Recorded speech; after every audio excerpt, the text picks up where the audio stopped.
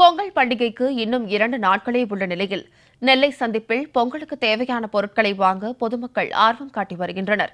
இதுகுறித்து எமது செய்தியாளர் செல்வராஜ் நேரலையில் வழங்கும் கூடுதல் தகவல்களை கேட்கலாம்.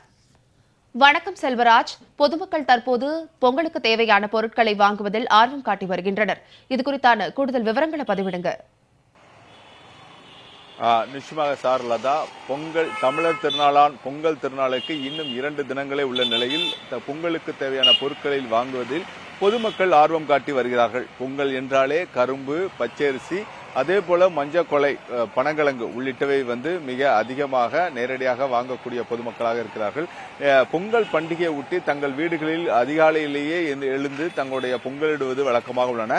குறிப்பாக அந்த விளக்குகள் வைத்து விளக்குகளுக்கு முன்பாக காய்கறிகள் படைத்து அதன் பிறகு பனங்கிழங்கு மற்றும் கரும்புகள் மற்றும் மஞ்சக்கொலைகளை வைத்து தங்கள் பூஜைக்கப்படுவது வழக்கமாக உள்ளது.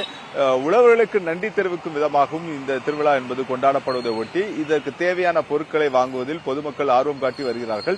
திருநெல்வேலியில் உள்ள நெல்லை சந்திப்பு, டவுன், பாளையங்கோட்டை உள்ளிட்ட பல்வேறு பகுதிகளில் தேனி, மதுரை, மேலூர் மற்றும் நெல்லை மாவட்டத்தில் உள்ள அனமங்குடியிருப்பு உள்ளிட்ட பல்வேறு பகுதிகளில் விளையப்பட்டுள்ள கரும்புகள் தற்போது விற்பனைக்கு என்பது வந்துள்ளது.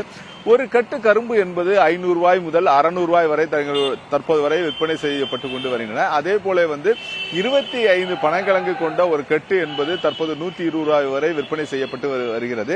அதே போல மஞ்சக்கொலை ஓலை என்பது ஒரு ஓலை 30 ரூபாய்க்கு என்பது விற்பனை செய்யப்பட்டு வருகிறது. குறிப்பாக தென் மாவட்டங்களில் நெல்லை மாவட்டம் மற்றும் தூத்துக்குடி மாவட்டங்களில் பாரம்பரியமிக்கமான பொங்கல் திருவிழா என்பது கொண்டாடப்படுவது வழக்கமாக உள்ளது. குறிப்பாக தங்கள் வீடுகளுக்கு முன்பாக அந்த விளக்குகள் வைத்து அதன் பிறகு பொங்கப்பானை வைத்து பொங்கலிடுவது வழக்கமாக உள்ளன. இந்த நிலையில் தற்போது நெல்லை சந்திப்பில் பல்வேறு பகுதியில் கரும்புகள் வெளி மாவட்டத்திலிருந்து கட்டுக்கட்டாக தங்களுடைய விற்பனைக்கு என்பது வந்துள்ளது. இது குறித்து நேரடியாக அந்த வியாபாரியிடம் சுப்பிரமணியிடம் கேட்போம். ஐயா வணக்கம். தற்போது இந்த பொங்கல் திருவிழாவை ஒட்டி கரும்பு விற்பனை எப்படி இருக்கு? இது தொடர்பான கரும்பு விற்பனை நல்லா இப்பதான் ஆரம்பிச்சிருக்கு. மதுரை மேலூர்ல நான் கரும்பு கொண்டு வந்திருக்கோம். இப்பதான் வியாபாரம் தொடங்கியிருக்கு. மஞ்சக்கொலை, அடுத்தால கரும்பு, இதெல்லாம் இப்பதான் அந்த வியாபாரமே தொடங்கியிருக்கோம். இனிமேல் தான் வியாபாரமே இருக்கும். இன்னைக்கு நாளைக்கு தான் வியாபாரங்களே இருக்கும்.